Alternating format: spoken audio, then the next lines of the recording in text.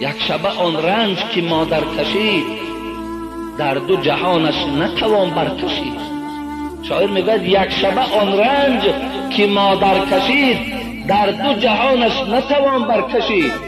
یک شبه رنجی که مادر، یک شب بیداریه که مادر برای ما و شما بیداری میکنه، یک شب قدر شما زنده داری کردین، 3 روز دیگه خواب عیدت دادین.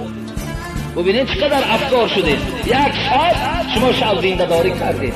هر شب کار مادر همین بود. هر شب، هر ساعت تو بیدار میشدی، از جاش که نوازشت میکرد، نگاه میکرد، شاید یگان مرچه کشیده و شاید یگان پشه در اومده باشد، گهواره تو را میکشد، تازه میکرد، آلوفته میکرد و تو را میخواباند. تو را چی بلا شده است که پدر تا حرمت نمیکنی؟ تو را چی بلا شده است که رحمی به مادرت نداری؟ دادر عزیز، در دست من